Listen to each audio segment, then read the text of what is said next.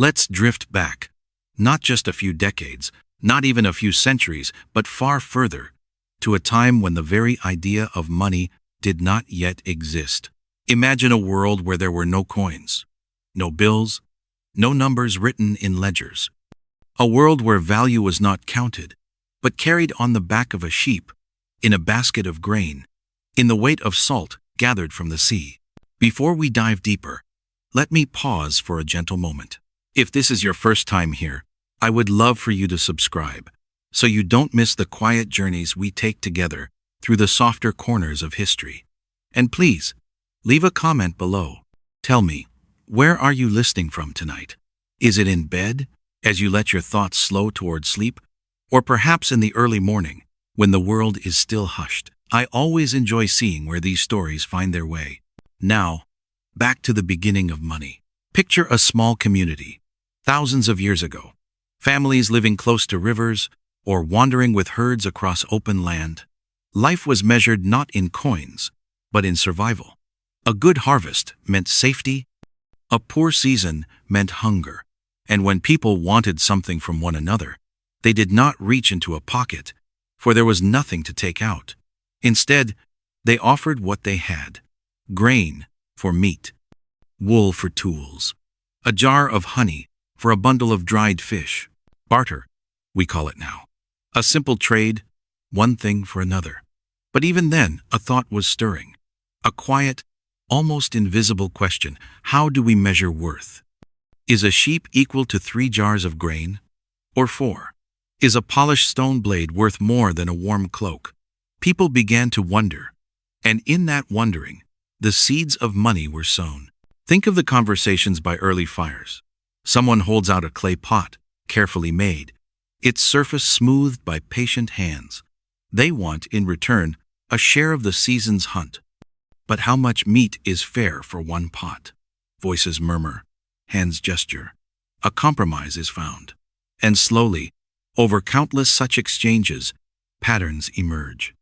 Certain things become trusted, chosen again and again as the measure of value. Salt, for instance.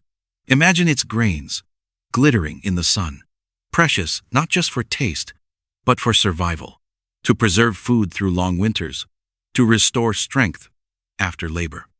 Salt could be weighed, divided, carried. It became one of the earliest currencies. Livestock, too, were wealth-moving, living stores of value.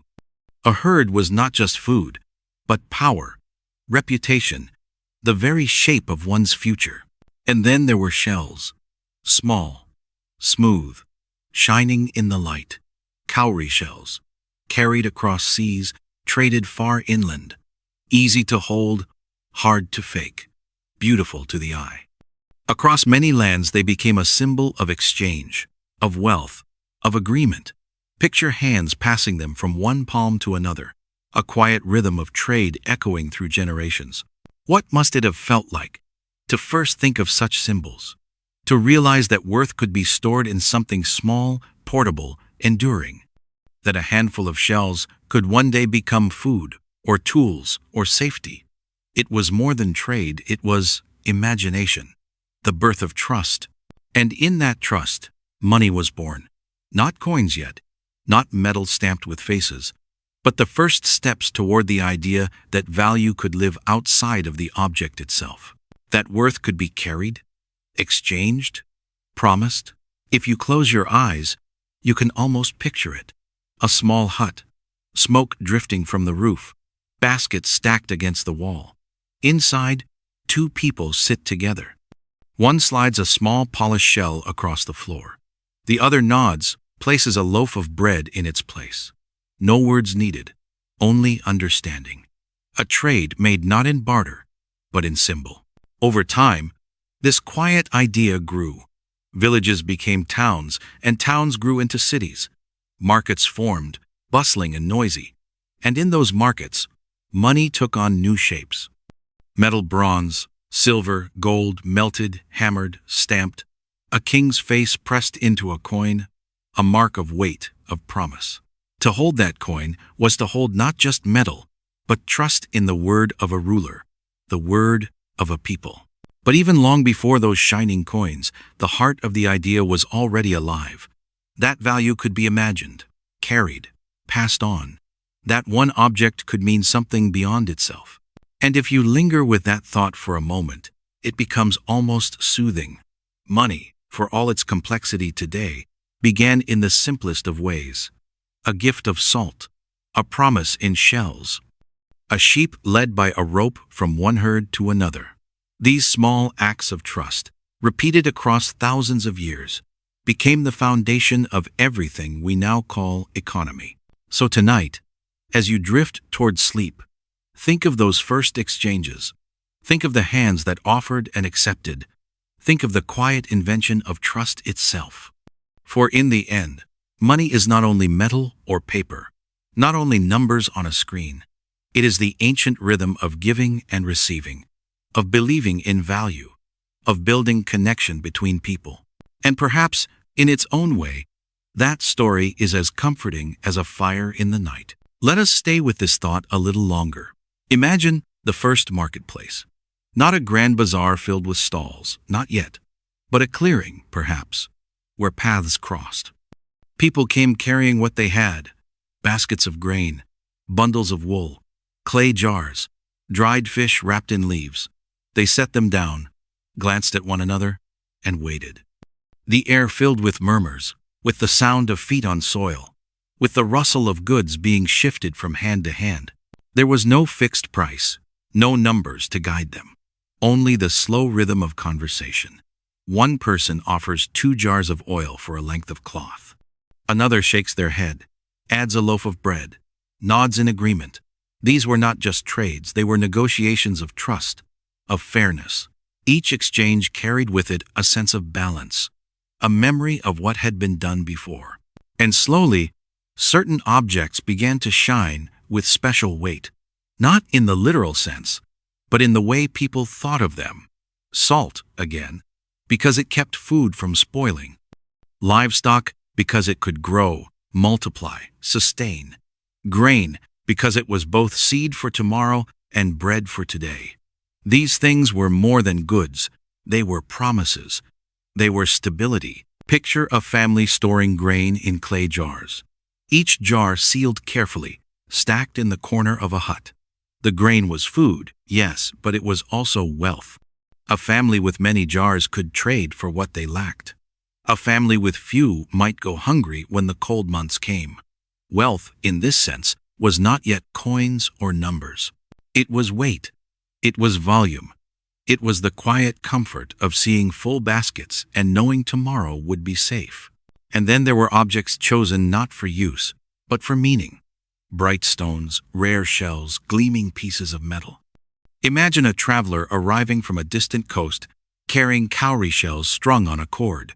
No one in the village had seen such things before. They could not eat them, could not wear them for warmth. Yet still, eyes lingered on their shape, their shine. They were beautiful. They were different.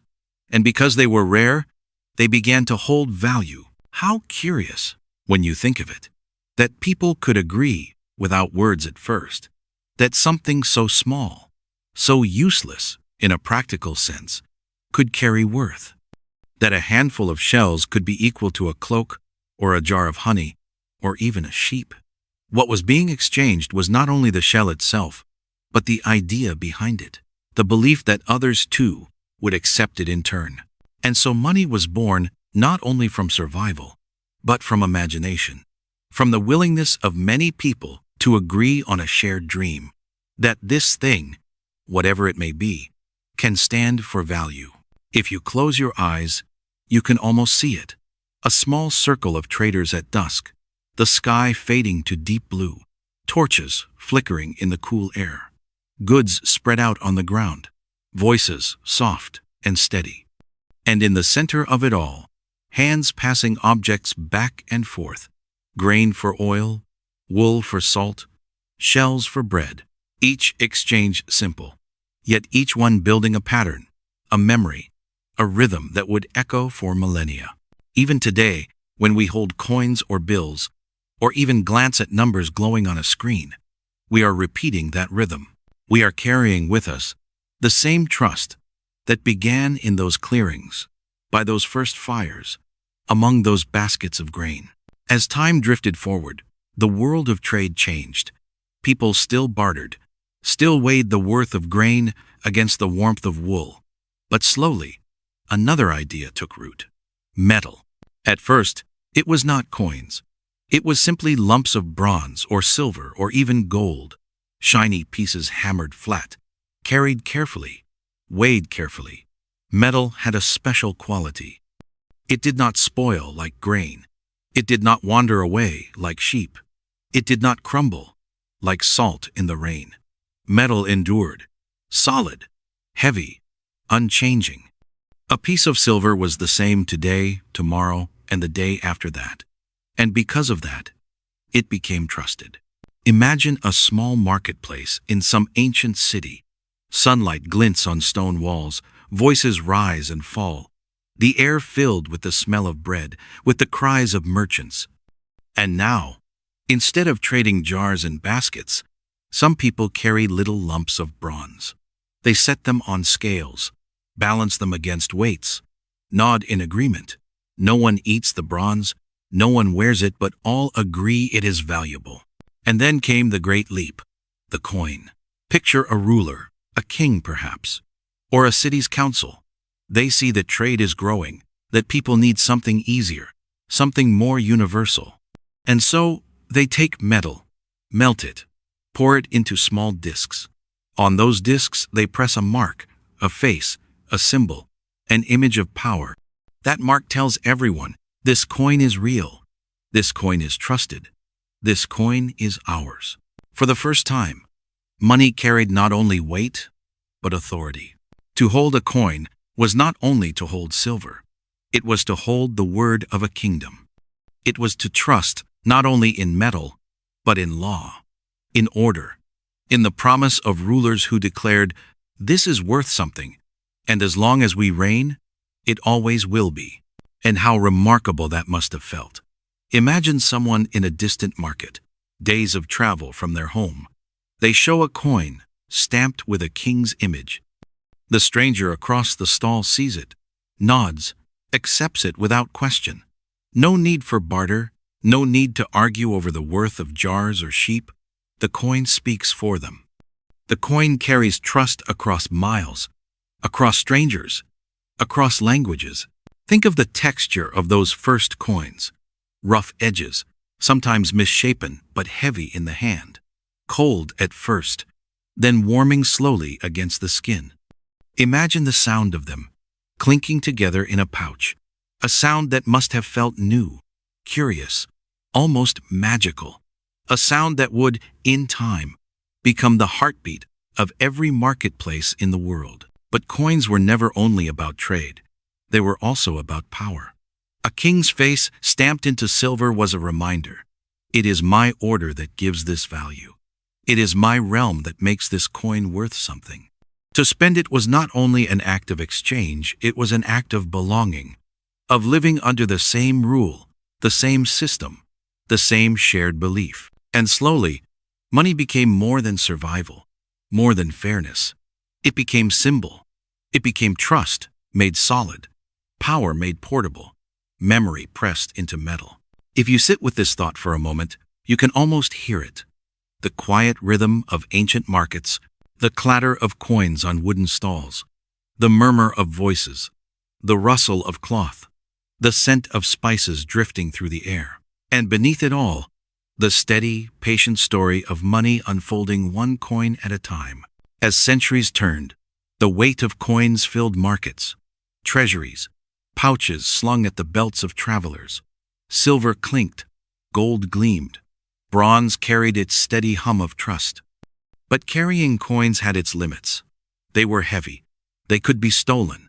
A long journey with a bag of gold was not only tiring, it was dangerous. And so another idea began to take shape. What if money did not need to be carried at all? What if value could travel on words, on promises, on symbols written carefully onto paper? Imagine the first merchants, far from home. They trade spices, silk, cloth, things so rare and precious they must journey across deserts, overseas. To carry the full weight of coins for such goods would be impossible. So instead, they carry slips of parchment, ink pressed into lines declaring, "This paper represents value. Whoever holds it may claim silver or gold at its source." At first, it must have felt strange to hand over a piece of paper instead of shining metal, to trust that somewhere far away, someone would honor the words written there. Yet, it worked. Slowly, cautiously, trust shifted from the weight of coins to the weight of promises. And so, paper money was born. Picture a crowded Chinese marketplace in the time of the Song dynasty. The air filled with incense and chatter, traders gathered from distant provinces. Instead of pouring silver or bronze onto scales, one man pulls from his sleeve a folded note, delicate characters written upon it. He hands it to the merchant. The merchant nods, accepts it, offers goods in return. Around them, the market bustles. Yet, in that small act, something revolutionary is happening. Value has become lighter than air. How remarkable that money could now exist in the space between words, that it no longer needed the cold weight of metal, but could live in the gentle rustle of paper, the flow of ink across a page. And from this, another thought grew, almost quietly, almost invisibly: debt. Because if money could be promised on paper, then it could also be borrowed. It could be extended into the future. A note could say not only, "This is what I give you now," but also, "This is what I owe you still." And so, money slipped into time, no longer only a measure of the present, but a bridge into the future. Trust now stretched across not only distance, but days, months, years. If you close your eyes, you can almost imagine the texture of one of those old notes, the paper soft, fibers rough under the fingertips, the ink faded but still legible.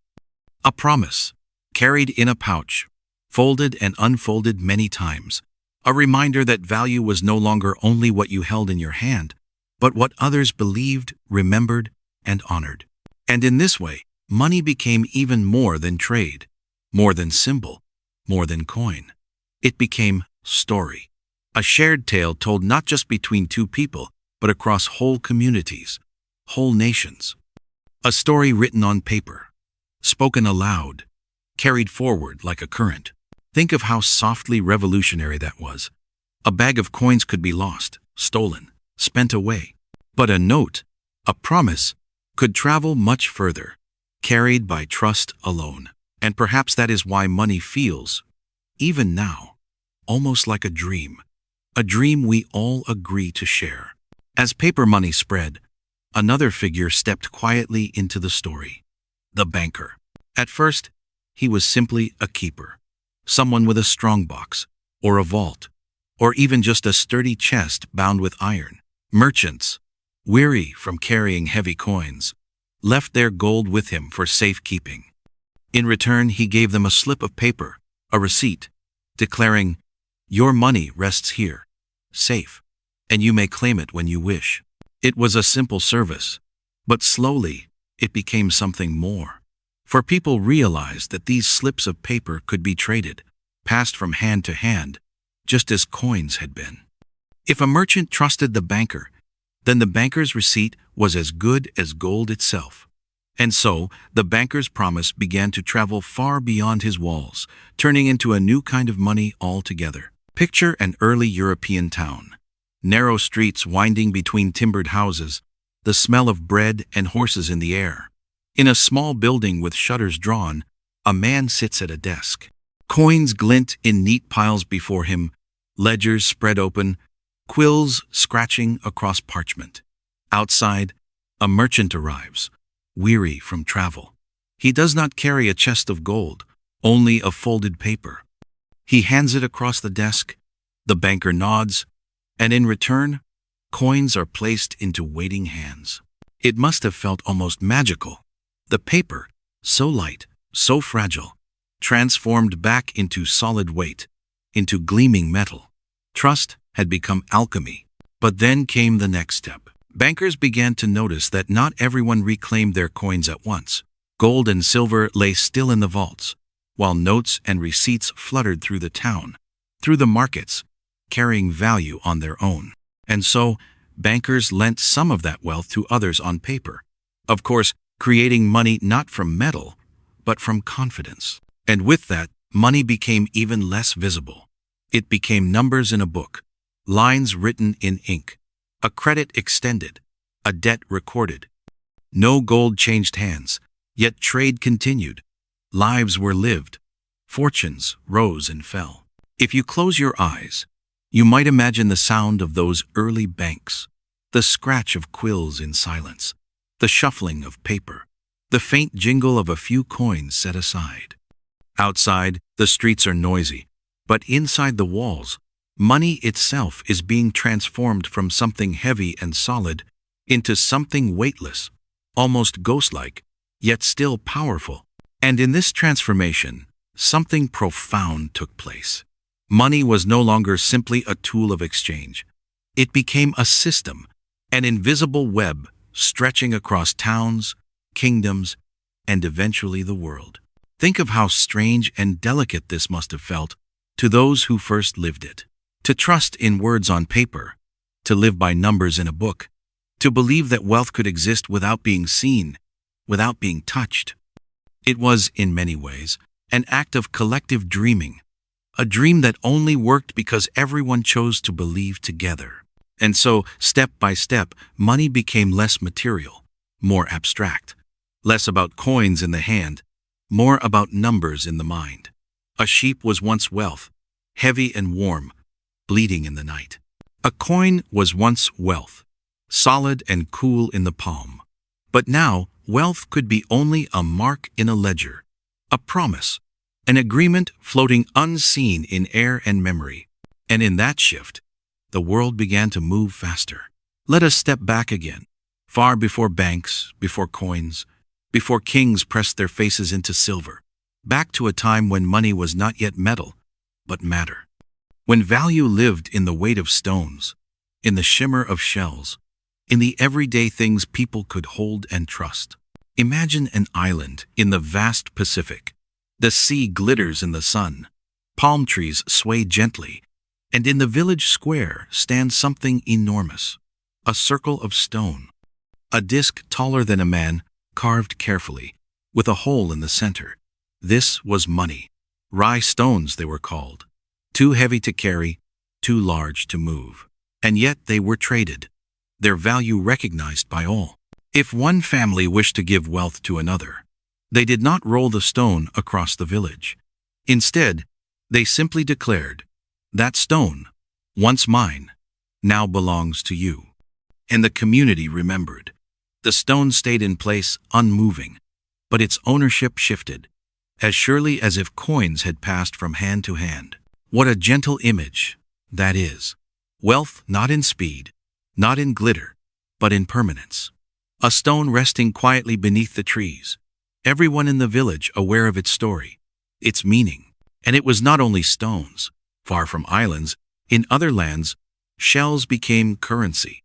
Cowries, small and smooth, gleaming like drops of moonlight. They were easy to carry, yet rare enough to hold value. In Africa, in Asia, even as far as the Americas, these shells crossed deserts and rivers, tucked into pouches, strung onto cords. Imagine a trade by the riverside. One handful of shells given for a goat, another for a sack of millet. The sound of shells clicking softly together, like the whisper of the sea itself, became the sound of wealth. Salt, too, was money. Picture a caravan crossing endless sands, the heat pressing down, the horizon wavering in the distance. Camels walk slowly, their loads not of gold or jewels, but blocks of salt, white and heavy. Villages wait for their arrival, for salt meant life-preserved food, healed bodies, taste itself. To break a piece of salt and hand it over was to hand over survival.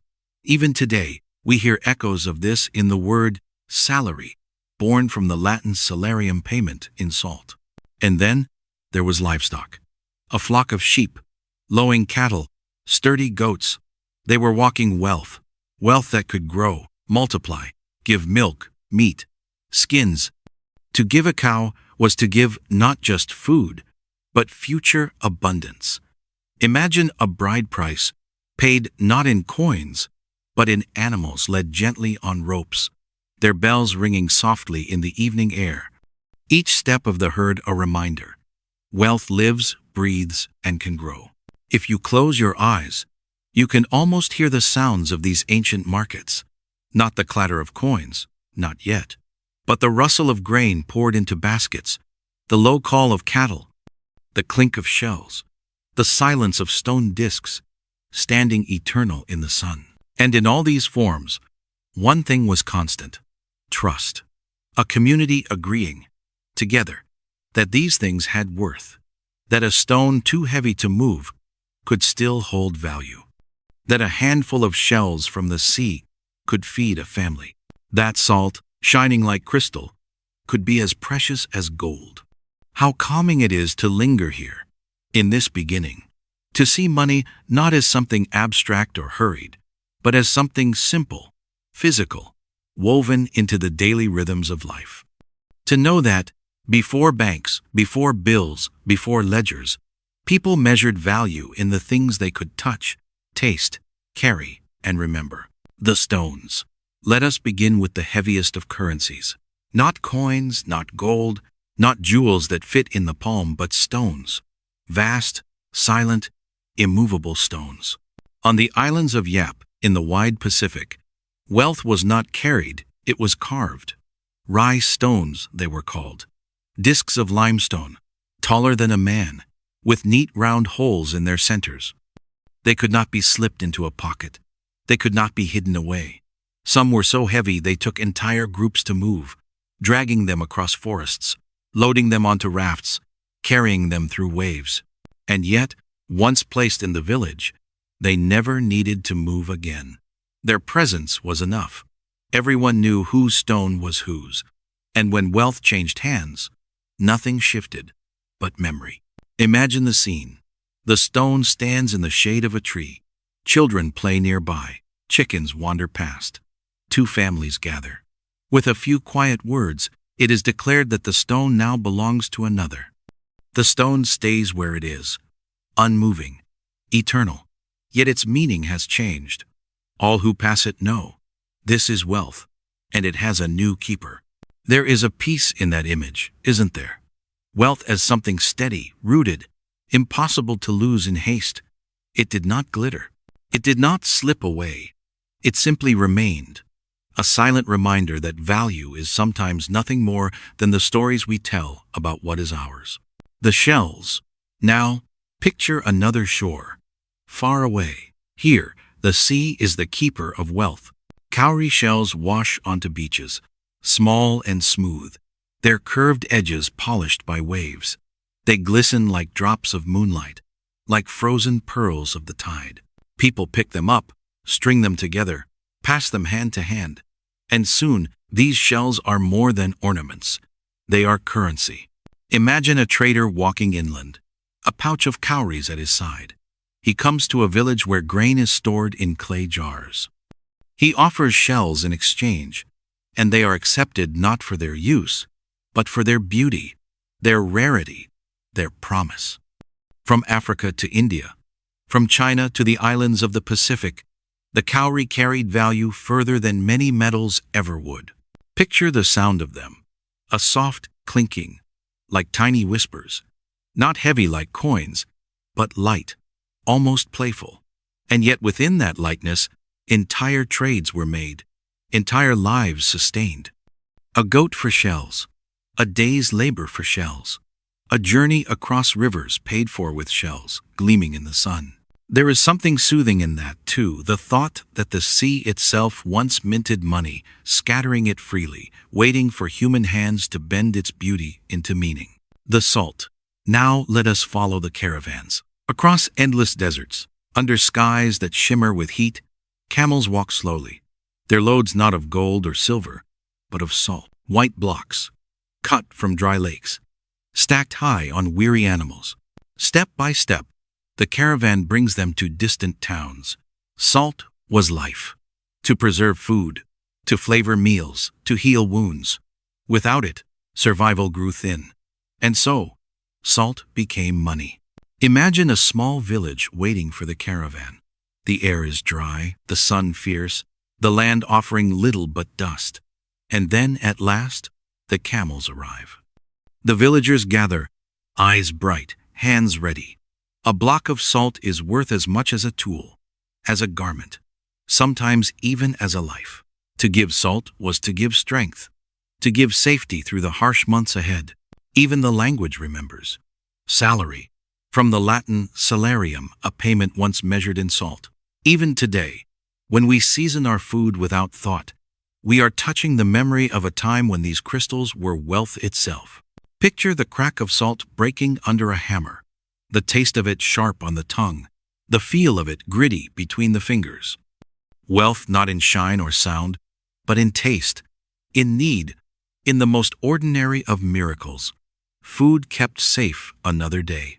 The livestock. And then, of course, there were animals. The oldest wealth, perhaps, because they were life itself. A sheep was not just meat. It was wool, warmth, milk. A cow was not just food. It was strength for plowing, calves for the future, leather for shelter. To own herds was to own security, to own tomorrow. Imagine a family in a wide meadow. The air hums with insects. The grass ripples in the breeze, and the herd grazes nearby. Each animal is not just a creature, it is wealth, moving, breathing, multiplying with each season. When a bride was married, she might be honored with goats or cattle, led gently on ropes, their bells ringing softly. When a debt was paid, it might be with the transfer of sheep, bleating as they were guided to a new pasture. Even kings counted their riches not in coins, but in herds. The sound of wealth then was not clinking metal, but the lowing of cattle, the shuffle of hooves, the quiet rhythm of bells in the evening. And perhaps this was the most natural form of money, because it was alive. Wealth that gave milk in the morning, warmth in the night, meat in the winter, and offspring in the spring. Wealth that grew, grazed, and moved with the people who depended on it. Each of these stones, shells, salt, animals, was more than trade. Each was a way of making trust visible. A way of saying, this is worth something. Not because it shines, not because it is rare, but because we agree it is so. On the islands of Yap in the Pacific, where the sea stretches endlessly and the horizon melts into the sky, the people carved their wealth not in glittering metals, but in stone, great circular stones cut from distant quarries and brought home with enormous effort, sometimes hauled across forests, sometimes floated on rafts over restless waves. And once placed in the village, they did not need to move again, for their value was not in their use, but in their presence. And everyone in the community remembered which stone belonged to which family, so that when wealth was transferred, it was not the stone that traveled, but the story of its ownership. And in this way, the stones became silent records, immovable ledgers, standing in the open air, watched by children at play, by elders passing slowly with staffs, by birds that perched on their edges, the stones absorbing the seasons, the rain, the sun, the countless footsteps that circled them. Each stone a memory as well as a fortune.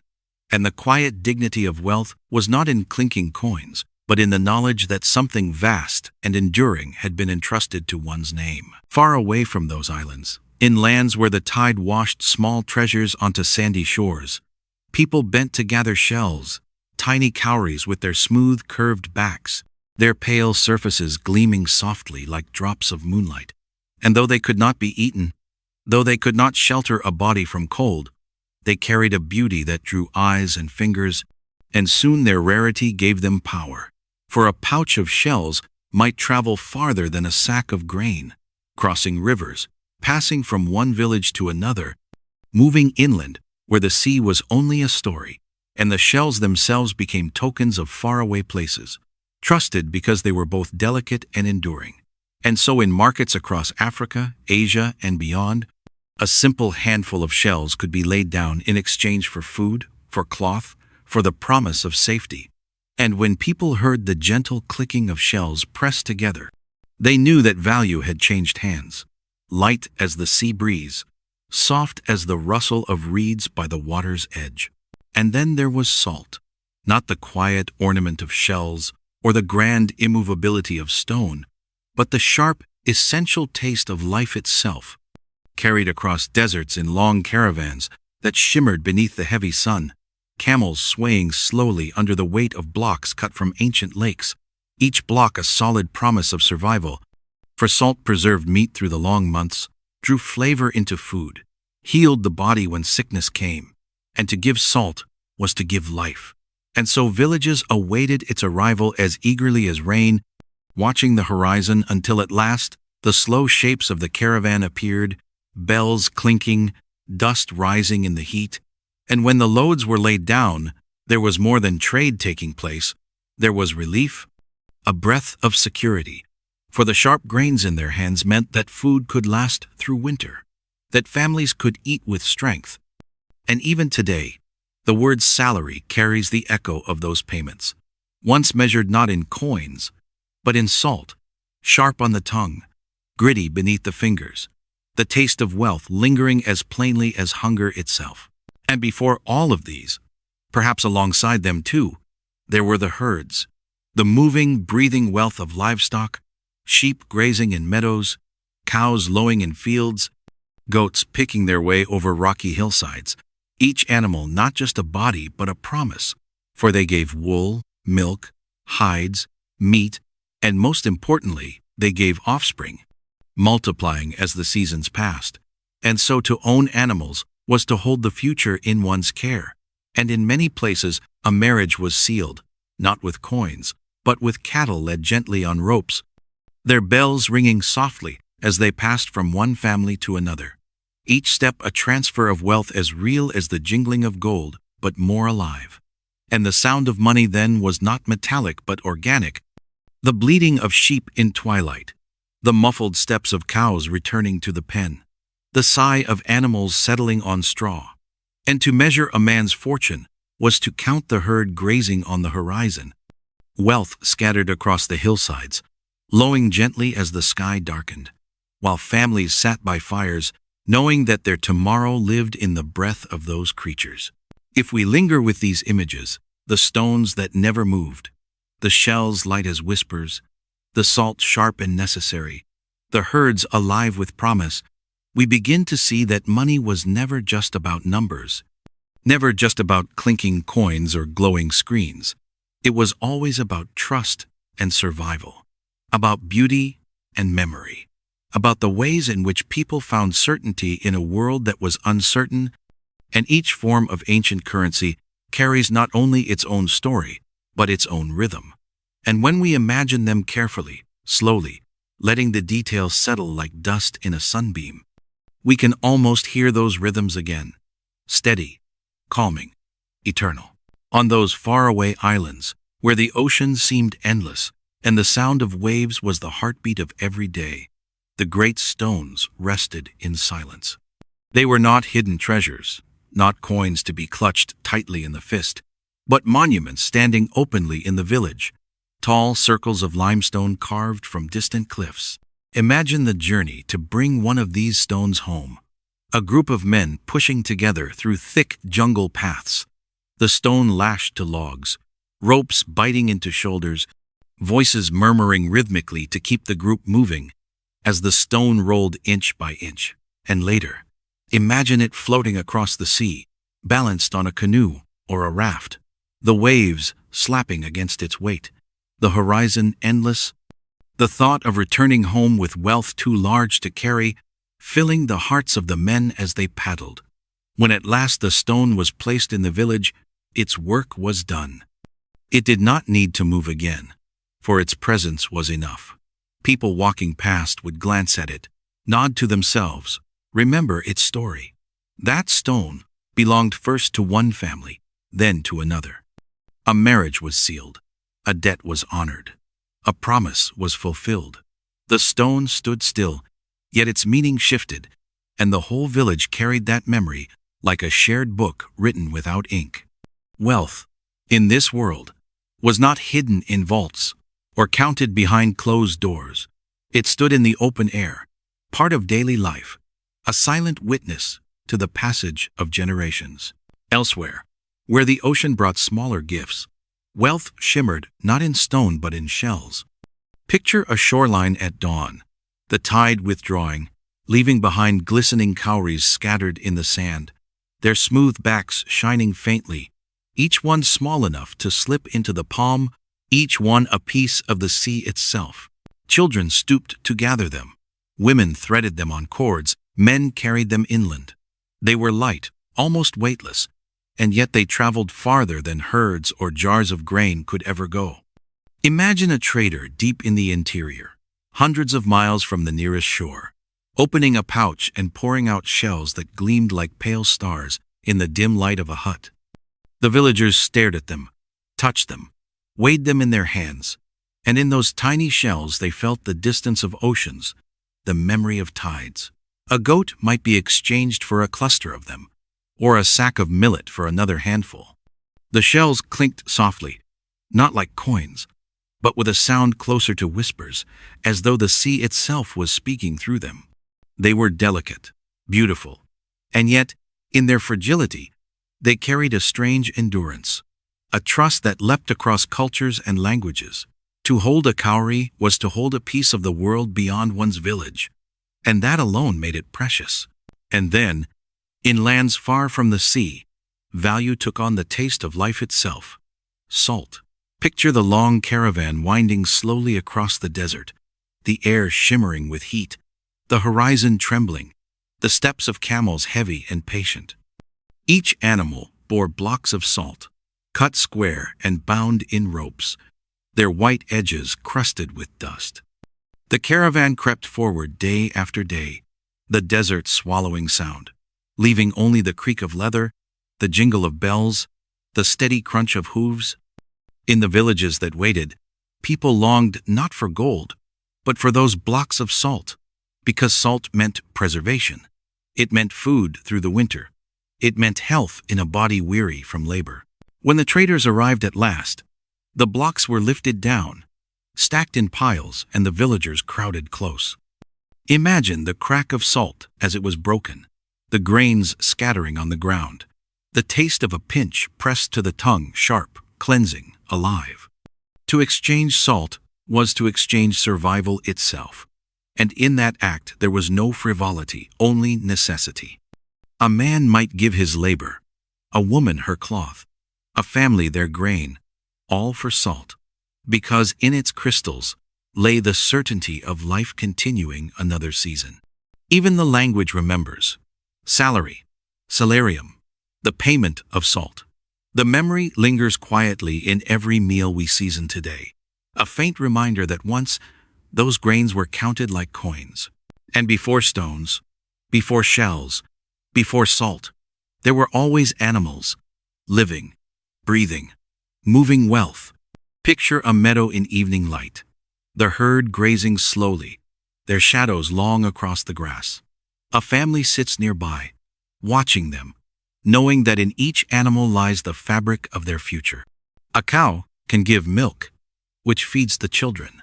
A sheep can give wool, which keeps the family warm through the winter. A goat can scramble over rough hillsides, pulling life from stones, multiplying where fields cannot. Wealth was not silent, not inanimate, but alive, shifting and breathing, producing new wealth with every birth. When a bride was honored, it was with goats or cattle, their bells ringing gently as they were led from one pasture to another. When a debt was paid, it was with animals passing between families, bleating softly as dusk settled. The sound of money then was not metallic, but organic.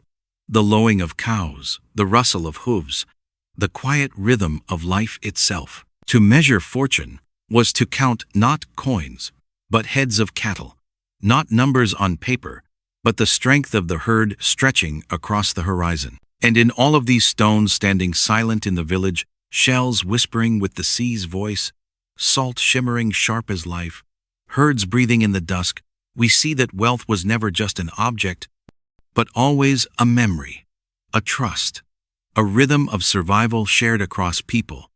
To linger with these images is to feel the slowness of time, the steady pace of ancient life, where value was not abstract, but lived in stone and shell, in taste and breath, in things the hand could touch and the body could feel. And perhaps that is why thinking of it now is so calming, because it reminds us that once, the world of money was not numbers glowing on a screen, but part of the earth itself. Imagine the islands of Yap once more, not hurriedly, but slowly, as though we are drifting there on the waves, feeling the salt wind on our faces, hearing the steady rhythm of the ocean. The islands are green, the palms bend gently, and in the villages there stand the great rye stones, enormous discs of limestone, pale against the earth, their centers hollowed with careful circles. They look almost like great moons fallen to the ground, silent and unmoving, yet filled with meaning. To carve these stones was no small task. They were not found on the island itself, but across the sea, in distant quarries where the limestone lay waiting. Imagine the men of Yap setting out in their canoes, paddling across waters that stretched farther than the eye could see, guided only by stars and memory. Days passed, nights fell, and always the ocean moved beneath them, endless and alive. At last they reached the place where the stone could be cut, and there they worked with tools of shell and wood, carving the great circles, polishing their surfaces, shaping them into tokens of wealth. The return journey was even harder. The stones were lashed to rafts, balanced precariously, heavy against the shifting waves. Men paddled with all their strength, voices rising in chants to keep the rhythm, each stroke pulling them closer to home. Some stones were lost to the sea, slipping beneath the waves, and those too, curiously, sometimes remained part of the memory of wealth, spoken of, remembered, acknowledged, even though they rested on the ocean floor, where no one could see them. When at last a stone arrived in the village, it was set upright in the earth, perhaps by a tree, perhaps near the central clearing where paths met. And there it stayed. It did not need to move again. The people of Yap did not carry their wealth on their belts, did not hide it away in chests. Their wealth stood in the open air, visible to all, but guarded not by locks, only by memory and agreement. Everyone knew whose stone was whose. Everyone remembered the stories, the family who had brought it, the journey it had taken, the lives that had been risked to carve it. And when wealth changed hands, it was not the stone that moved, but the story. Two families gathered, voices calm, faces solemn. A few words were spoken, and it was agreed. This stone, once belonging to one family, now belonged to another. The stone did not shift an inch, but all who passed it from that day onward knew that its meaning had changed. Wealth had traveled not across the ground, but across memory. Picture the village at dusk. The air grows cooler. The light fades, the palms darken against the sky. Children run between the stones, laughing, their voices carrying into the evening. An elder sits nearby, watching, remembering. He knows which stone belongs to whom. He remembers the story of how it came to be here. He knows the debts and the gifts tied to its presence. To him, the stone is not just rock. It is history, it is promise, it is continuity. There is something soothing in this, something deeply different from the rush of modern money. The stones were too large to be stolen, too heavy to be hidden, too obvious to be forgotten. Their strength lay in their stillness. To see them was to be reminded that wealth can be steady, immovable, rooted in the earth, like the very island itself. Even when storms came, even when waves pounded the shore, the stones remained. Villagers woke after the winds had passed, and still found their wealth standing quietly in the soil, unmoved, waiting, eternal. And perhaps this is why the people of Yap trusted them so deeply. Because they were not only tokens of trade, they were companions of the land, sharing every season, every sunrise, every rainfall with the people who lived among them. If you close your eyes now, you might almost see it. The circle of stones standing in moonlight, the ocean murmuring in the distance, the villagers asleep in huts of palm and wood, the air heavy with the scent of salt and flowers, and in the stillness, the stones remain, silent as ever, yet holding within them the stories of journeys, the memory of danger faced, the quiet trust of a people who built their wealth not on movement, but on permanence. And in that image, we begin to understand. Money was never only about what one could carry. Sometimes, it was about what one could remember. Sometimes wealth was not measured in what moved from hand to hand, but in what stood unmoving, eternal, trusted by all. Let's drift back, not toward one island or one road or one market alone, but toward the feeling of exchange itself, to the slow and careful choreography by which people learned to give and receive, to weigh and to wait, to measure not only grain and cloth, but also trust. Because trade in its earliest shape was never just a matter of goods moving from one hand to another, it was the weaving of a social fabric where memory sat beside the fire and remembered who owed what to whom, where fairness was a story told out loud and agreed upon in nods and glances, and where the rhythm of life itself set the price of things long before numbers were written on tablets or coins rang on wooden stalls. Before we wander further, let me pause gently here and welcome you, because if this is your first evening with us, I would love for you to subscribe so you do not miss these quiet walks through the softer corners of history. And please leave a comment when your eyes grow heavy. Tell me where you are listening from, and whether night is already closing your room like a warm cloak, or morning is still holding the world in that pale, calm light, because I truly enjoy seeing where these words come to rest.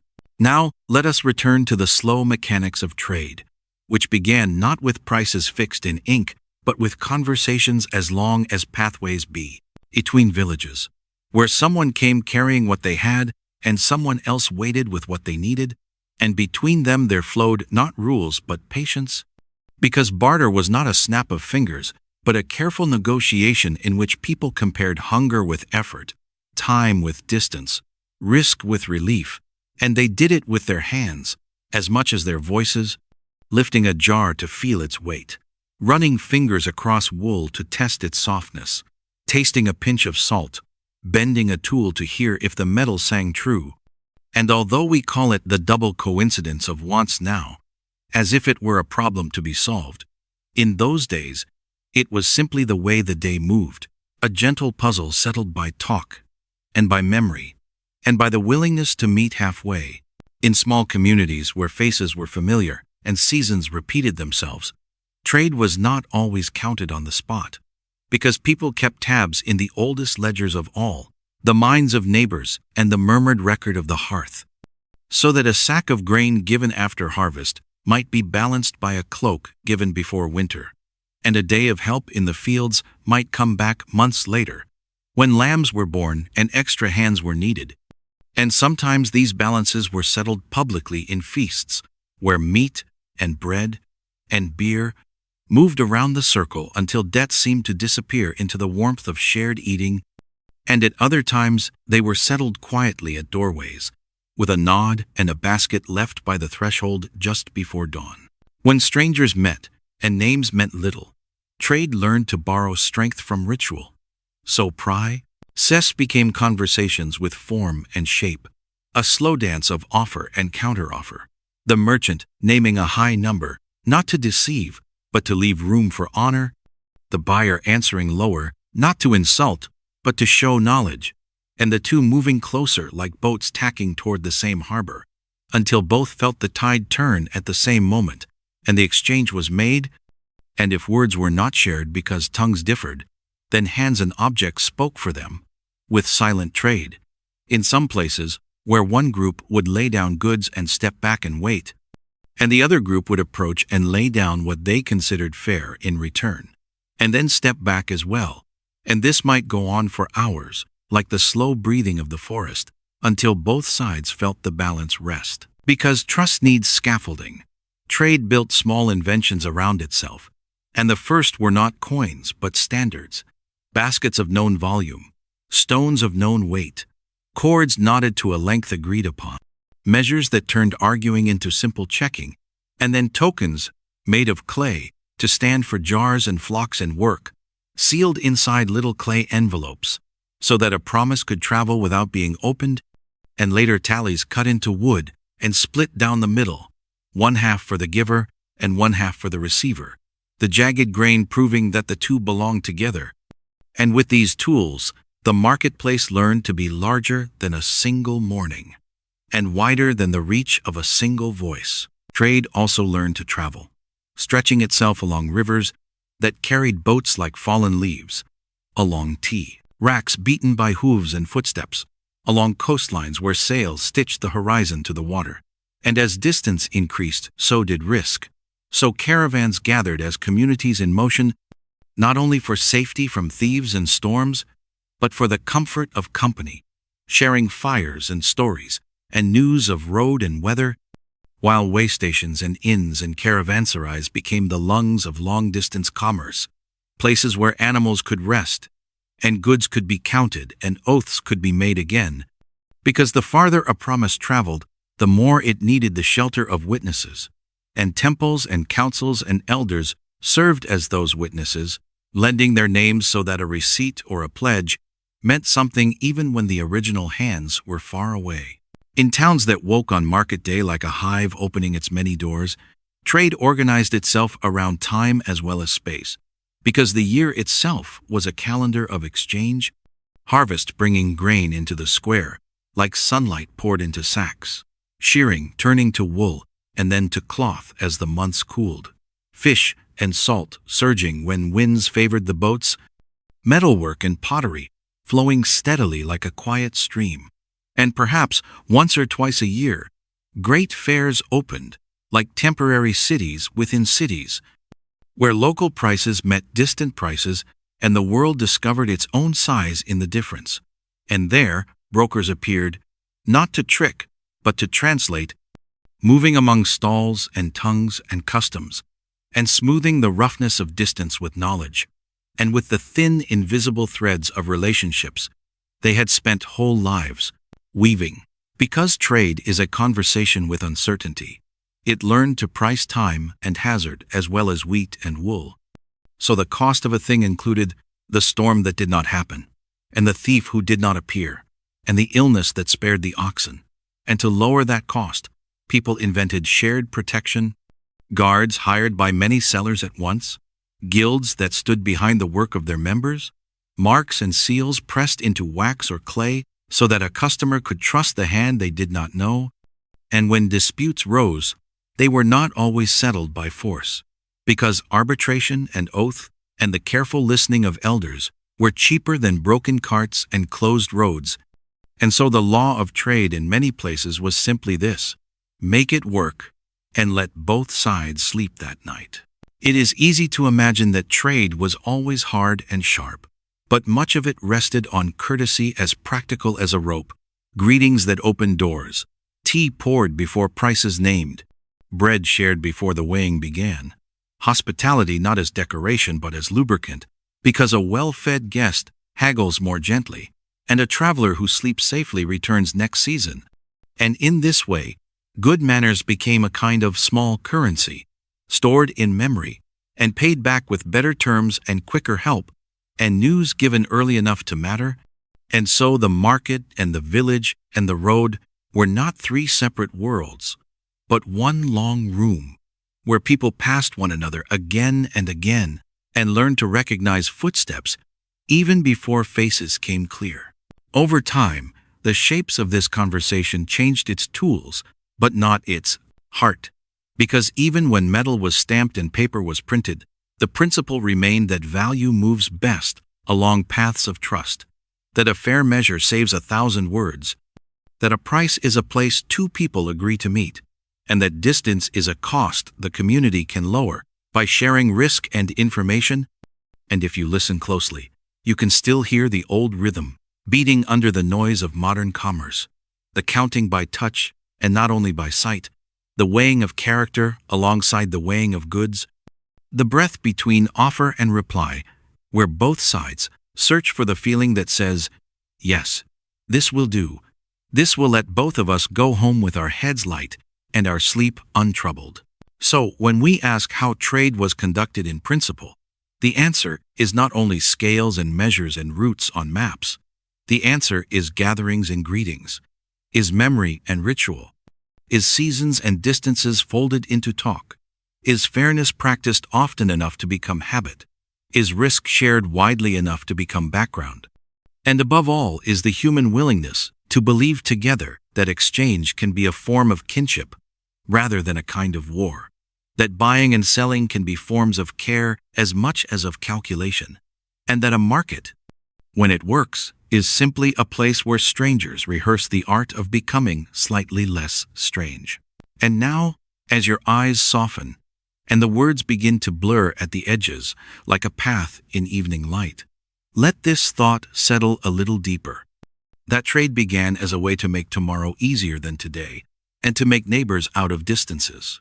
And if this community, mentally walk through the mechanics of exchange helped you slow down, I would be grateful if you subscribed, so we can keep wandering together. And I would love to read your comment about the markets you have known, the small rituals you have seen, the prices that were really conversations, because those stories, like goods on a quiet morning, are best when shared and passed along and carried forward into the next calm night. If we linger a little longer on those early markets, the picture begins to spread wider, and we see not only the goods being exchanged, but the entire rhythm of life that gathered around trade. For the act of giving and receiving was never isolated. It was folded into meals, into festivals, into the rising and falling of the seasons, so that buying and selling was not only an economic event, but also a social and spiritual one. A way of renewing ties between families and villages, of refreshing promises, of seeing familiar faces again after weeks or months apart. And because of this, markets became more than squares or crossroads. They became moments in time, pulses in the larger heartbeat of community. Imagine the setting of one such day. The sun has only just climbed above the horizon. The air is still cool. Dew lingers on the grasses, and already footsteps begin to stir the dust of the road.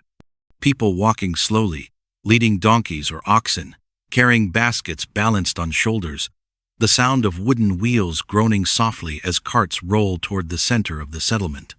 From one path comes grain, heavy in woven sacks. From another come clay jars filled with oil. From yet another come flocks of sheep, herded by boys with sticks, the animals bleating gently, filling the morning with life.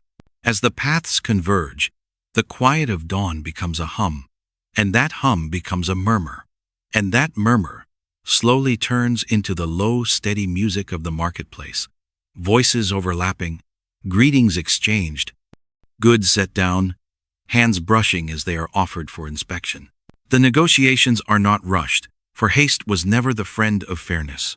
A woman places a folded piece of cloth into another's hands, and the weight of it is tested, the weave rubbed between fingers. A jar is opened, oil glistening inside, and the scent is lifted to the nose. A sheep is pulled forward, its teeth checked, its legs examined, while its bleat echoes faintly against the huts. Each act is careful, deliberate, as if the market is less about arriving at an agreement than about showing respect to the labor that produced the thing. And when the moment of agreement comes, it does not arrive suddenly like thunder, but softly, like the settling of a bird on a branch, both parties leaning back just a little, nodding with quiet satisfaction, the trade made, the goods exchanged, the balance restored. Around the edges of these markets, the fabric of society is also being woven. Children chase one another between baskets, their laughter rising above the murmur of bargaining. Elders sit on low stools, watching, remembering, sometimes intervening with a word of wisdom or a story of how prices used to be in their youth, reminding both buyer and seller that trade is a line stretching backward as well as forward. Storytellers gather small crowds, distracting with tales while families wait for others to finish their exchanges. And healers display herbs not only as medicine, but as tokens of knowledge passed down through generations. Trade, then, is not only about objects, but about presence, about the shared reassurance that the community is alive, awake, and moving together through the wheel of the year. And when the market ends, the goods carried home are more than provisions. They are memories of the encounter itself. A family roasting meat that evening recalls the man who sold it to them, remembers his voice, his face, his greeting. A woman weaving new cloth thinks of the salt she accepted for it, and of the caravan that must have carried that salt across deserts.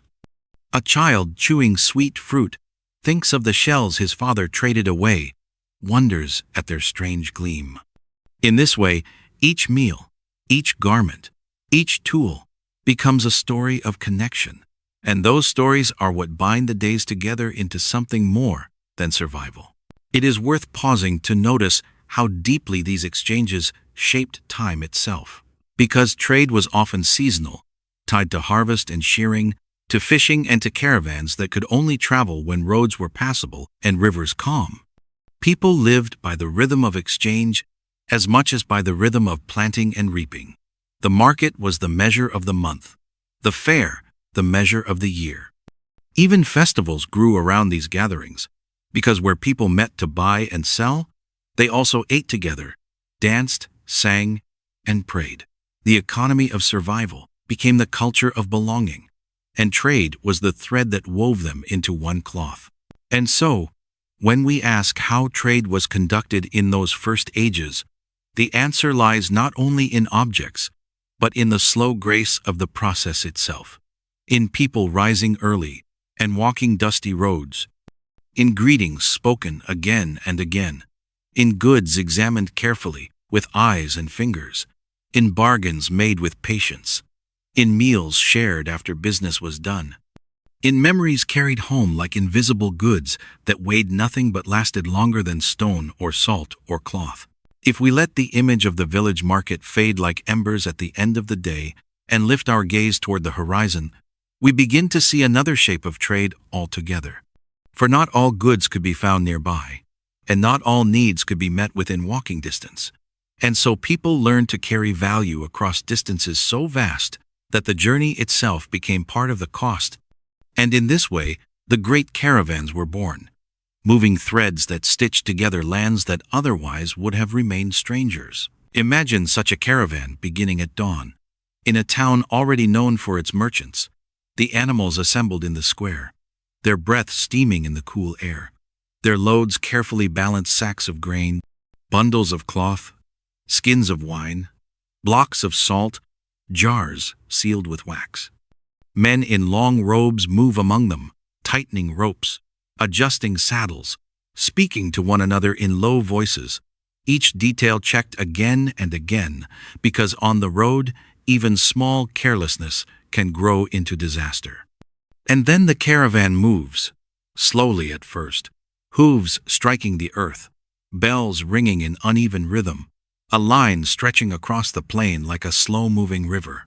Days pass, then weeks. The landscape changes. Flat land gives way to hills, hills to mountains, mountains to wide-open desert. The road is not a road at all, but a memory of one, a path traced in stories and in the faint marks left by earlier journeys. At night, the caravan halts, fires are kindled, pots are set to boil, and the market is reborn in miniature around the flames. For even within the caravan, goods are traded. One man has extra grain, another offers dried fruit, another shares a little oil in exchange for help tending his animals. In this way, trade is not only destination, but constant rhythm, flowing steadily, even in the wilderness. Along the way, the caravan meets others, and here too exchange blossoms. Two groups approach cautiously, first from a distance, hands raised in greeting, voices calling out to prove peace. Then they draw closer. Goods are spread upon blankets or mats, and the ritual begins. Sometimes they bargain loudly, each side insisting on value, the air alive with gestures. Other times the trade is silent, goods laid down in one place, the other side stepping forward to set their offering beside it. Both groups stepping back again to consider, repeating this slow dance until the balance feels right. Whether in words or silence, the principle is the same. Both sides must leave, believing the exchange fair. For the road is long, and reputation is longer still. And a cheat today may mean no welcome tomorrow. Think of the sounds of such encounters. Camels groaning as they kneel, leather creaking, jars clinking, voices carrying across the wind, and beyond it all the vast silence of desert or steppe pressing in. Trade here is fragile, yet it binds the emptiness together. A sack of salt from the desert might find its way to the sea. A string of shells from the coast might reach far inland. Cloth woven in one valley might be worn on shoulders half a continent away. And slowly, out of these threads, roots take shape, paths beaten by footsteps, remembered in stories, mapped by stars. Some become famous. The Silk Road, stretching from the heart of Asia to the shores of Europe. The salt routes crossing the Sahara, linking black earth and golden sands. The Amber Road winding northward, through forests where resin gleamed like sunlight trapped in stone. But in truth, every caravan, every crossing, was part of this great weaving, this slow creation of a world where distance could be bridged not only by feet and hooves, but by the shared trust of exchange. At the edges of these routes, inns and resting places rise, caravanserais with wide courtyards, heavy gates, cool stone walls. Here the weary travelers unburden their animals, light lamps, share stories. Goods are counted again, contracts renewed, gossip exchanged about safe roads and dangerous ones, about fair prices and sudden shortages. These places are half market, half sanctuary, holding within their walls the hum of many tongues, the scents of many lands, the quiet relief of being among others who also walk the long roads of trade. And when at last the caravan reaches its destination, the market swells like a tide, because the goods it carries are not ordinary, not local, but exotic, rare, filled with the weight of distance. Spices that carry the heat of faraway suns, cloth, dyed in colors unseen in this valley, stones and shells, shaped by seas that lie beyond imagination. People crowd to see them, to touch them, to bargain, not only for the objects themselves, but for the story they carry, the proof that the world is larger than their own horizon. And so trade by caravan is not only about survival or profit, but about wonder, about widening the circle of the known world, about turning strangers into partners and distance into connection.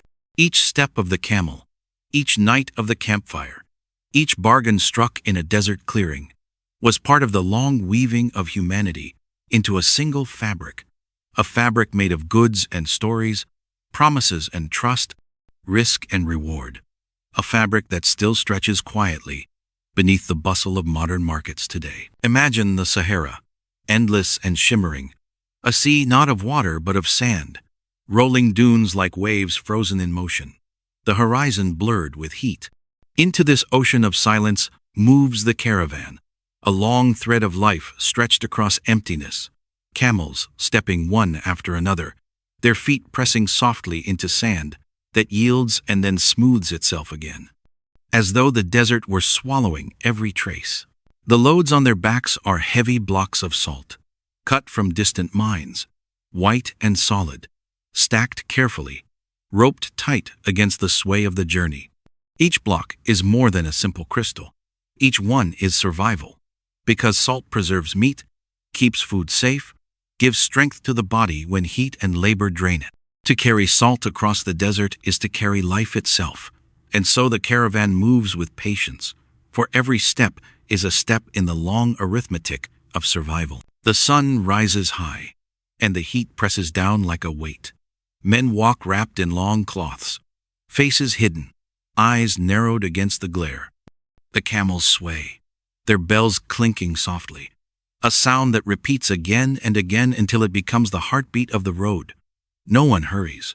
Haste in the desert is only exhaustion. Instead, the caravan finds its rhythm. Slow, steady, deliberate, the pace of breath and of endurance. When evening comes, the camp unfolds like a small village born for one night only. Fires are lit, their smoke curling upward into the cooling sky.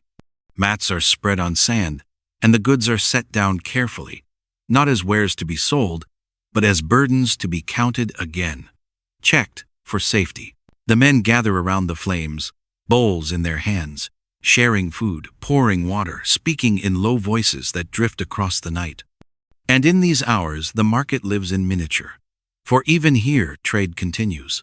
A little extra grain exchanged for dates, a borrowed blanket promised back with interest, a story traded for laughter, a song for silence. Sometimes, in the middle of this great desert, two caravans meet, their lines converging like rivers. At first, the approach is cautious, each group watching the other across the empty space. But when greetings are exchanged and trust is affirmed, the meeting becomes a celebration because in the desert, every stranger can become a companion. Goods are laid on the ground, examined by lamplight, weighed by hand, and even here, the ritual of trade unfolds. The offering, the pause, the counter-offer, the nod. Salt may be traded for cloth, or for glass beads, or for grain carried from distant valleys. And when both sides are satisfied, the caravans part again, disappearing back into the dunes, their bells fading into silence. Days stretch into weeks, the caravan pressing on, guided by stars at night and by landmarks barely visible in the day. The desert seems endless, yet the men carry its map in their memory. A lone rock shaped like a tower, a dried well where travelers carve marks, the line of dunes that leans always toward the west. And at each step the camels walk steadily, carrying their white burdens, while the men sing softly to keep the rhythm, their voices floating like threads of sound across the emptiness. At last, after so many days, the desert thins, the horizon shifts, and a settlement appears, a cluster of walls, a market square, a place where people wait eagerly. The caravan arrives not with jewels, not with coins, but with salt, and yet the welcome is warm, because salt here is more precious than gold. The blocks are unloaded, stacked high, and soon they scatter into hands and homes, into kitchens and storerooms, into trade for food, for cloth, for tools. The salt will season meals, preserve meat, heal wounds, and in every use it will carry the memory of the journey, the weeks of sand and silence, the long line of camels swaying under the sun. The men of the caravan rest at last, sleeping under roofs instead of stars, eating fresh bread, hearing laughter in the streets. Tomorrow or the next day, they will gather goods for the return, perhaps grain or fabrics, perhaps ornaments or spices, and the desert will open before them again. But tonight, in the stillness of the town, they know that the long trade has been fulfilled, that salt has become life, and life has become wealth, and the road will remember their footsteps even as the sand erases them. And so the caravan fades, not in failure but in rhythm, for the desert swallows noise and motion but carries memory quietly, the bells of the camels still echoing faintly in the mind, long after the fires have gone out. Imagine the long road that stretched from the heart of China to the shores of the Mediterranean, a road not marked by stone or carved by hand, but worn into the earth by countless footsteps, by hooves and wheels, by centuries of travelers moving back and forth, carrying not only goods, but stories, beliefs, and languages. This was the Silk Road. Though it carried far more than silk, it was a living thread binding together empires and deserts, valleys and mountains, temples and marketplaces. The caravan begins in the east, in a city of narrow streets and wooden houses, where bolts of silk are folded carefully into bundles, their colors deep as rivers, their surfaces smooth as water. Alongside them are packed teas dried into bricks, porcelain bowls wrapped in straw, paper scrolls rolled tight. The animals kneel as their loads are fixed, ropes drawn tight, bells hung from harnesses. The merchants check each detail, because the road ahead is long and filled with both promise and peril. They set out, moving first through valleys green with rice fields, then into dry plateaus, then into mountains where the air grows thin and the wind sings low across stone. Each step takes them farther from home, yet also closer to markets where these goods will be treasures beyond imagining. By day the sun beats on the travelers, by night the stars burn cold, and the road stretches forward always, a line with no clear end. After days of travel, the caravan reaches a caravanserai, a great inn built of stone with heavy gates and thick walls. They enter at dusk, the animals led into stables, the merchants into wide courtyards, filled with the smell of hay, of smoke, of cooking food. Here the world gathers. One corner holds traders from Persia, their robes dark and heavy, their tongues flowing with stories. Another corner holds men from India, with spices tied in small cloth bags that perfume the air with cinnamon and pepper. There are Greeks with wine, Arabs with incense, Turks with horses, Mongols with furs. The languages blend like a river, each word a drop flowing into the next, and though not all can understand one another, the rhythm of trade makes its own speech, carried in hands, in gestures, in the laying down of goods on woven mats. Picture the scene by lamplight. One merchant spreads open a bolt of silk, its sheen catching the firelight, shimmering like water under the moon. Another pours out coins of silver, the dull clink echoing in the courtyard. A third opens a pouch of saffron, its red threads glowing as though the sun itself had been gathered into strands. People lean closer, weighing, considering, nodding. Slowly, agreements form, and the objects pass from hand to hand, their meanings shifting as their owners change. But trade here is more than goods. It is also ideas. Along the Silk Road, travel not only silk and spices, but also music and stories, poems and proverbs, paintings and philosophies. A Buddhist monk carries scrolls to the west. An Arab scholar carries mathematics to the east. Languages borrow words from one another. Beliefs mingle. Customs cross borders quietly, folded into meals, into greetings, into the smallest of habits. The road is not only an artery of commerce, but also of culture, and each caravan is part of a greater weaving that binds together the edges of the known world. At night, after the bustle has slowed, the caravanserai grows quiet. Fires burn low, lamps flicker, and the merchants lie on mats, their bodies weary, their minds filled with the hum of the day. Outside, the camels shift and sigh in their sleep, their bells muted. The stars above stretch endlessly, the same stars seen by shepherds in Syria, by fishermen in India, by monks in distant monasteries, and beneath those stars the Silk Road lies waiting, a ribbon of memory, a path that tomorrow will fill again with footsteps and with trade. When at last the caravan reaches the far-off markets of the West, the silks are unfolded in stalls crowded with buyers who have never seen such fabric, the spices open to noses that have never smelled such scents, the porcelain placed in hands that marvel at its lightness and strength. Coins clatter, promises are spoken, and once again the long road has done its work. The goods of one world have entered another, and in return, new goods, new stories, new dreams will travel back along the same path. And so the Silk Road was never one road, never one journey, but many roads braided together, many journeys layered like fabric, each caravan adding its own thread to the tapestry of connection. To imagine it is to imagine not only the goods exchanged, but the sound of voices in many tongues, the shimmer of cloth in the lamplight, the fragrance of spices carried on the wind, and the slow, patient movement of people who believed that distance could be bridged by trust, and that the road itself was a marketplace, as endless as the horizon. As the caravans wound their way across the continents, their arrival transformed the towns and cities that lay along their path. A village that once was nothing more than a handful of huts could become a bustling stop, a place where strangers met and lingered. And slowly these way stations grew into towns, and those towns grew into cities, and at the center of each lay the market, the beating heart around which life circled like blood through veins. Picture such a city at dawn. The walls are high, their stones warmed already by the rising sun. The gates creak open, and the first merchants enter with their carts, their donkeys, their camels, their hands tugging at ropes heavy with goods. Inside, the narrow streets begin to stir.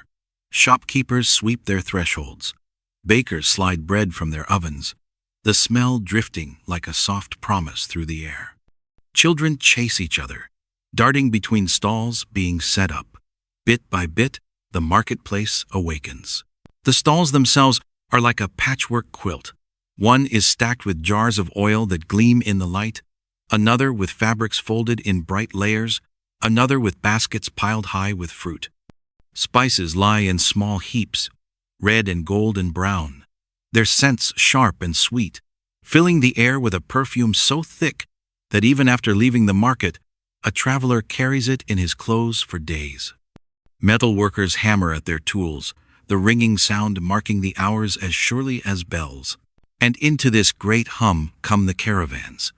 Their camels are led into courtyards to rest, their goods unloaded carefully, bundle after bundle carried to stalls or warehouses. The merchants stretch their legs, shake the dust from their robes, and enter the markets like rivers pouring into the sea. Suddenly, the marketplace is no longer only local. It is global, though no one yet calls it that. Here, one might see silk from the east, wool from the steppes, silver from distant mines, glass beads from across the sea, all lying side by side, each carrying within it the scent and story of another land. These markets were not only for goods. They were also places of meeting, of listening, of learning.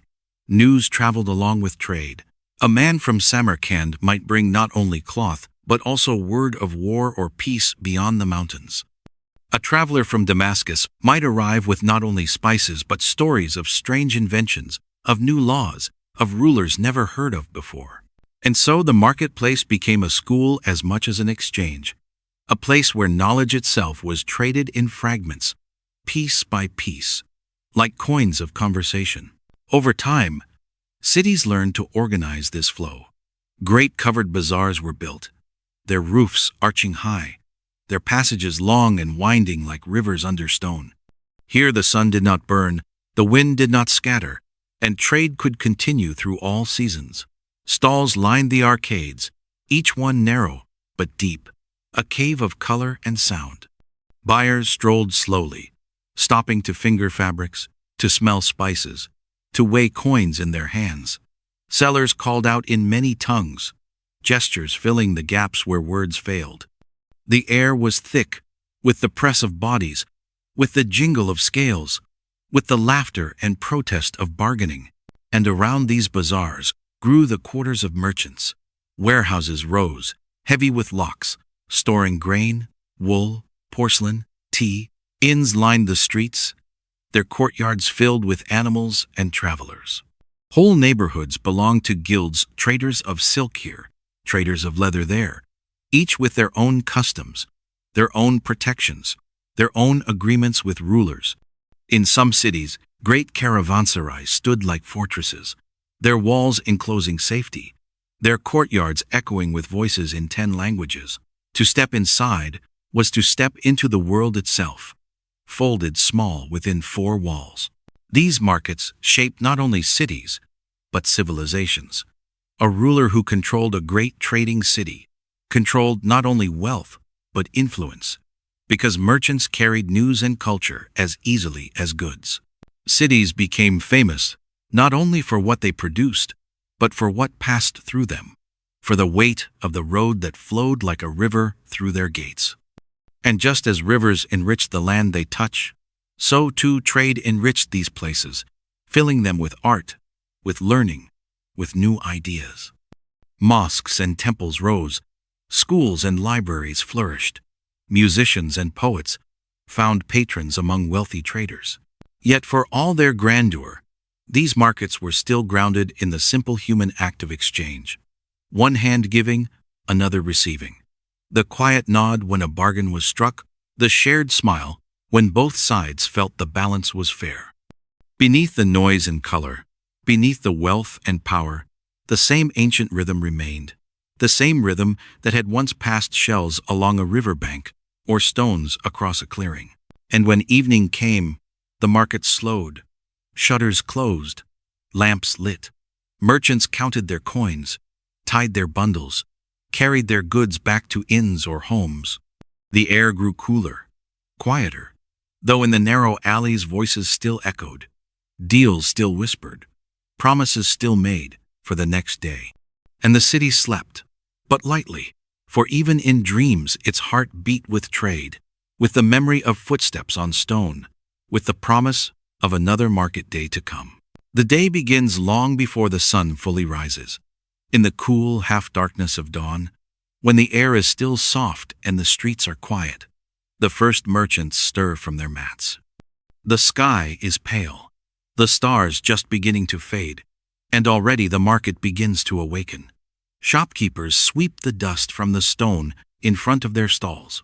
Bakers pull loaves from clay ovens, and the scent of warm bread drifts like a gentle invitation through the alleys. Donkeys bray as they are loaded with baskets, their hooves striking uneven rhythms on the cobblestones. A boy carries jars of water from the well, setting them carefully at the entrance of his father's stall. Slowly, as the light grows, the market gathers itself, like a great animal stretching before the day. By the time the sun clears the rooftops, the bazaar is alive. Cloth merchants unroll their bolts, spreading silks and cottons in cascades of color, reds and blues and greens glowing like jewels under the sun. Spice sellers open their boxes, scooping out small hills of saffron, pepper, cardamom, cinnamon, the air filling with scents so rich that every breath feels like a taste. Jewelers unlock their cases, laying out strings of beads, polished stones, rings that glint in the light. Metalworkers hammer rhythmically, sparks leaping as they shape blades, pots, ornaments. And in every lane, voices rise. Sellers call out their wares, praise their quality, invite passers-by with smiles and gestures. Buyers reply with laughter, with skepticism, with offers pitched low. The bargaining begins, a dance as old as trade itself, part performance, part conversation, part ritual. The crowd thickens as the morning unfolds. Women carrying baskets stop to finger fabrics. Children tug at sleeves to beg for sweets. Travelers from far villages pause to look at strange objects they have never seen before. A piece of porcelain that gleams like frozen water. A dyed cloth deeper in color than any local dye could produce. A spice so fragrant, it makes their eyes water. Languages mingle in the air. The deep vowels of one tongue, the clipped consonants of another, a dozen dialects overlapping, yet all blending into the same hum, the same melody of trade. By midday, the market is at its fullest. The sun beats down, heat settling heavy on shoulders, but the bazaar is shaded with awnings, with cloth stretched overhead, with wooden beams casting patterns of shadow. People press close together, the air thick with breath, with sweat, with perfume. Food sellers ladle steaming stews into bowls. Slice melons open so their juice runs onto the stones. Roast skewers of meat that sizzle and send smoke curling into the air. The scent of coriander and cumin, of fresh bread and roasting lamb, of honeyed pastries and cooling mint tea drifts everywhere. Merchants pause to eat, squatting in corners with their bowls, still talking, still negotiating even as they chew. Afternoon brings a slower rhythm. The harshest heat drives some to rest. Stalls pull down cloth covers, merchants lean back on cushions in the shade, sipping tea, dozing lightly while their apprentices watch the goods. Yet even in this lull, the bazaar does not sleep. A traveler arrives, dusty from the road, and his entrance stirs curiosity. What goods does he carry? What news does he bring? Children cluster around him, laughing as he settles in a corner to show small treasures from far-off lands.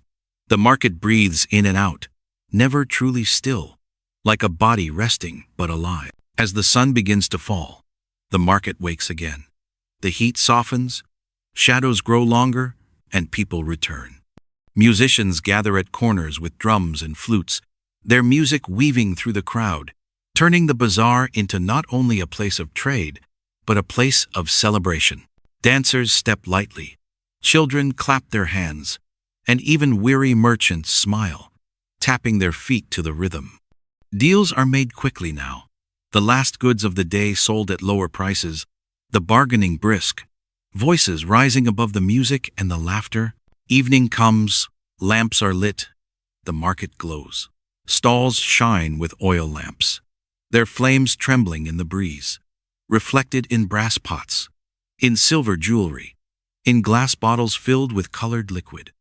The night bazaar has its own magic, softer, slower, but no less alive. Couples stroll hand in hand, tasting sweets, smelling spices. Storytellers gather circles of listeners, their voices low and steady, weaving tales that drift like smoke through the warm air. The market is no longer only trade, but theater. Not only goods, but dreams. Finally, deep in the night, the bazaar quiets. Stalls close, shutters are drawn, animals are led away. The lamps are extinguished one by one, until only the faint glow of embers remains. The stones of the marketplace, warm from the day, now cool under the stars. Merchants lie down to sleep in their courtyards. Travelers rest on mats. Children curl into the arms of their parents. The market sleeps, but lightly, as though listening for the first footsteps of dawn, when once again it will stretch, awaken, and breathe life back into the city. And so a day in the bazaar is more than the measure of hours. It is a tide that rises and falls, a song that begins in whispers and ends in silence, a story told again and again, every day new, yet every day the same, comforting in its rhythm, eternal in its cycle.